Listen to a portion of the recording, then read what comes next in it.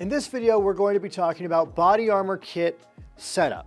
So let's say you've got something like an illustrious Testudo Gen 3 plate carrier. Now you've got body armor and pouches to put inside of it, and you want to make sure that it all fits well. This is the video for you. Let's start with body armor and how you put it inside the plate carrier. Now, the Testudo has an opening in the bottom, as do most plate carriers in the real world. It's very rare that you find ones where you put plates in through the top, like in video games. So this one opens in the bottom, and you've got your main flap, and that keeps your plate secure, make sure it doesn't fall out. All of this Velcro here is actually incredibly strong, capable of holding much more weight than the plates would ever be. So then you've also got inside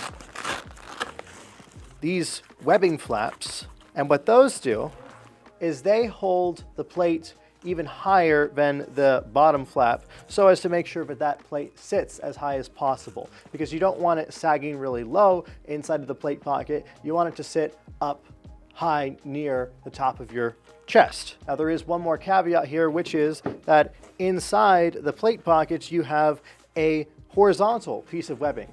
And if you have a thinner plate, like our Heritage plate model, then you want to put your plate in front of that piece of webbing, because what that does is it decreases the overall width of the carrier a little bit and keeps it from sliding side to side. But if you have a thicker plate, like a polyethylene or ceramic composite, then you want to put it behind that piece of webbing so that you have the extra width. So I'm holding that piece, I got the polyethylene, and it slides in nicely. Then I put in those extra flaps. And then finally, I take the big flap and I put that in as well. Now you can see the plate is sitting very close to the top seam, and it is optimally placed to protect the torso. A defining feature of the Testudo Gen 3 Large and the Testudo Gen 2 is that it will fit both 10 by 12 and 11 by 14 plates, which is really great, especially if you're starting out and you're trying different plates on. Then this carrier can accommodate all of that, and that's thanks to these pieces of webbing that make sure that if you've got a smaller plate, it sits in the right position. Now, one quick note, when you've got your plate, it normally has a strike face or a sticker on the front, and it's curving in that direction. You want to make sure that it's facing out so that when you're wearing the carrier, your plates are facing the proper way as opposed to towards you. Using the webbing now to secure this 10 by 12 plate inside the carrier, I take the bigger flap and I tuck that in.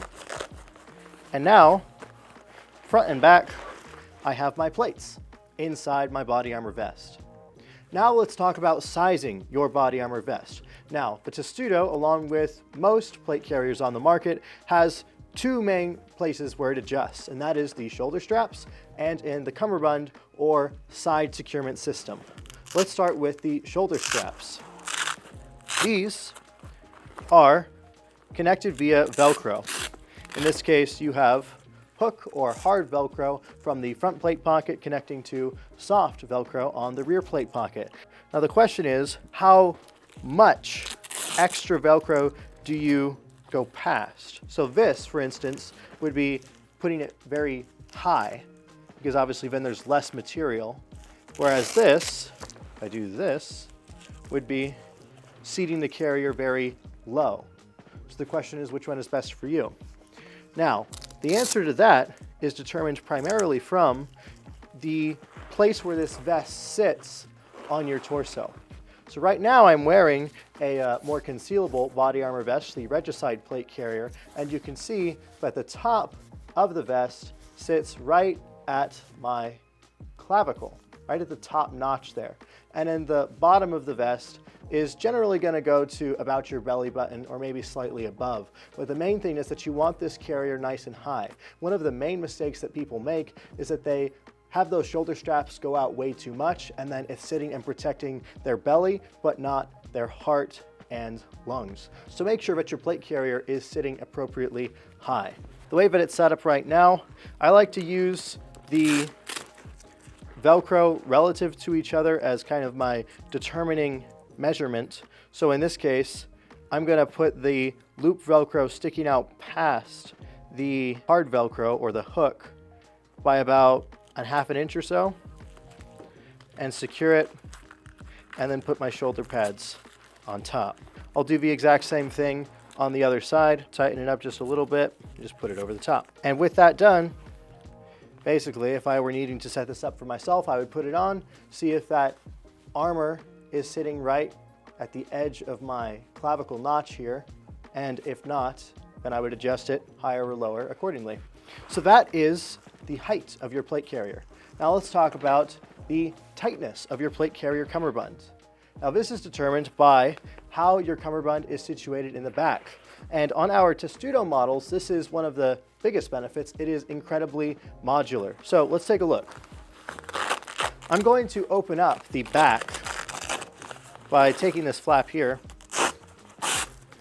and then I've got an entire back portion, and that is secured by two things. One is it's got this Velcro panel in the center, and then secondly, it has got shock cord, a lot of people call bungee cord, securing a left side and a right side.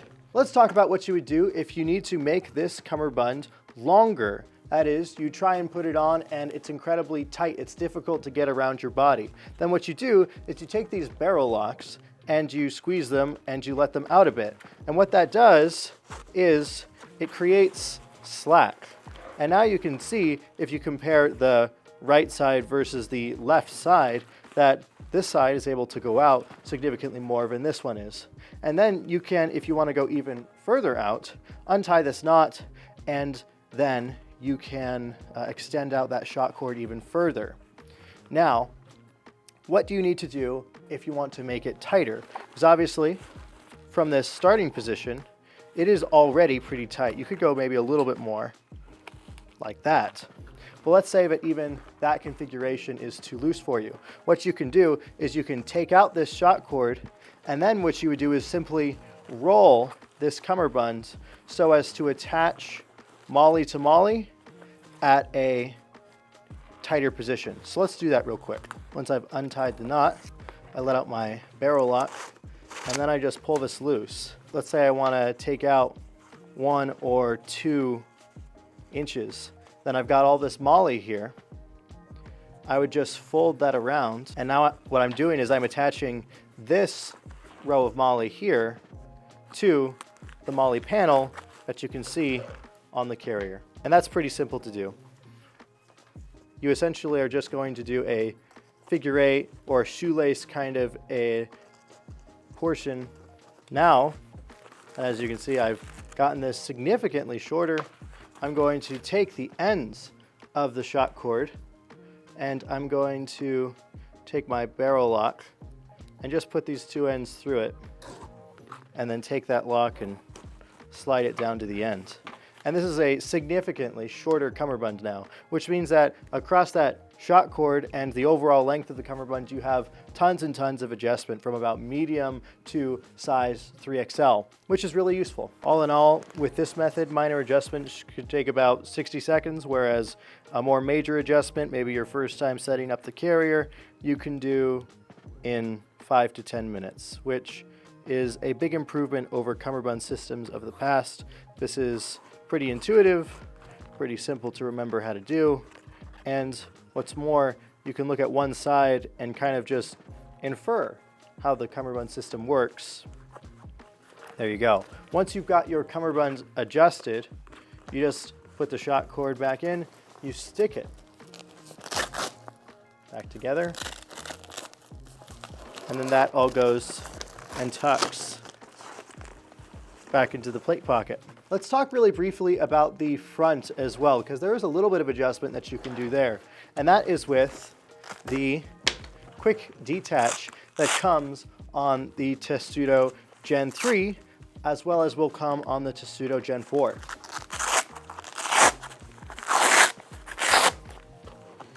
As you can see, as opposed to sewing the quick detach inside of the plate carrier, we have it a completely detachable model so that you can use whatever cummerbund you like and they don't get in the way. But as you can see, I can actually pull it in closer to the center or extend it out a bit if I need just a little bit extra length in a second's notice. The best way to use the quick detach is to place it above where it wants to actually click in, and then you essentially push and slide from the top.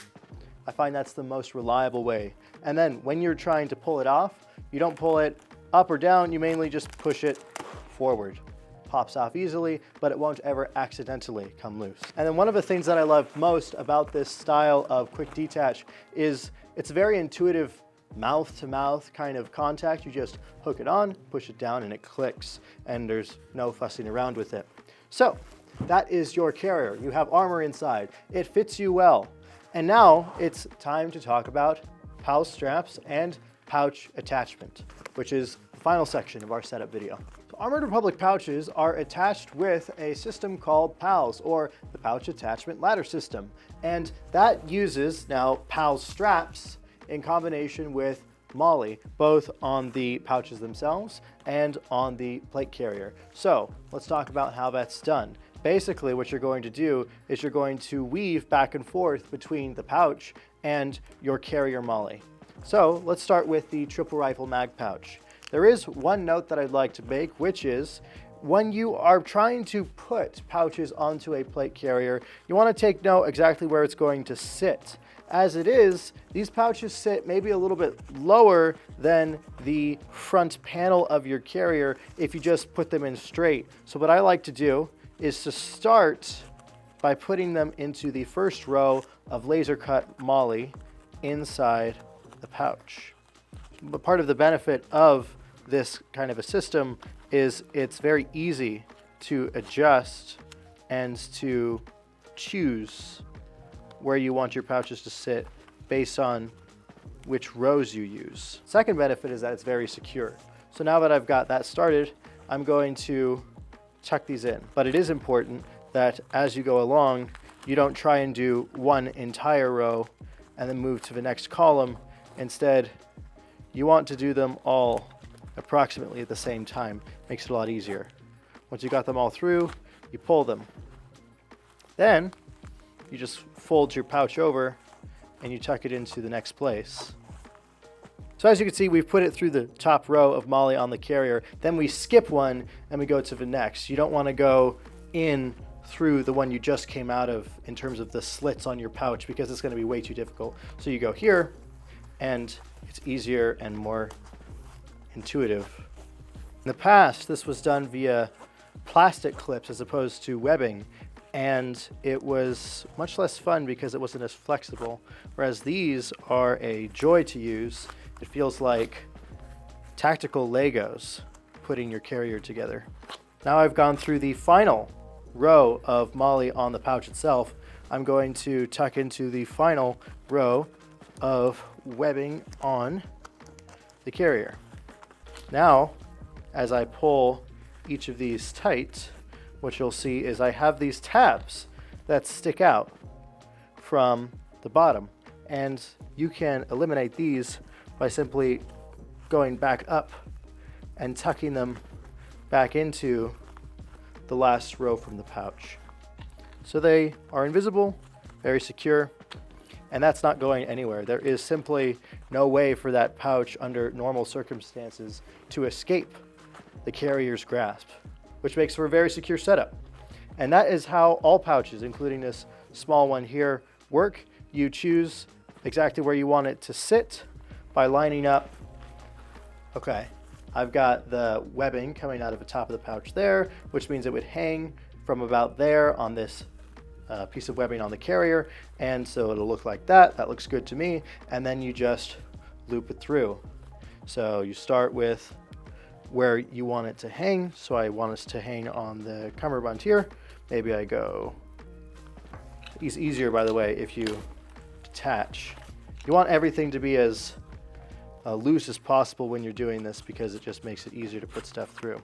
Then I go here,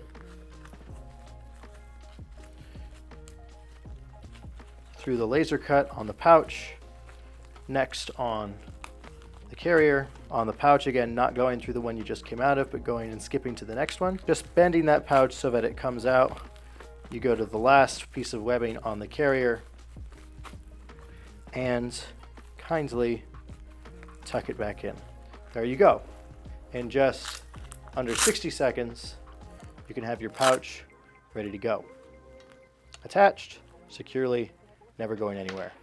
Quick trick on making the pouch attachment a little bit easier is you can take your plates out and adjust everything via the PAL straps, attach all of your pouches, and then once all of the pouches are attached to the carrier, put the armor back in.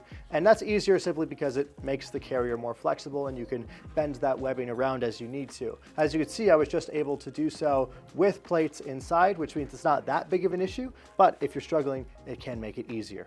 Armored Republic, for the last 13.5 years, has been equipping free men with tools of liberty. That is, body armor that equips a man so as to resist tyrants and criminals and protect his God-given rights. One of the main ways that we help people like you is we make it way easier to take an order, a simple package of carrier pouches and armor. We put it all together, we make it easy to access and easy to put together so that from one click, you can go and have something ready for combat. Armored Republic will continue doing this for the foreseeable future. Thank you for watching.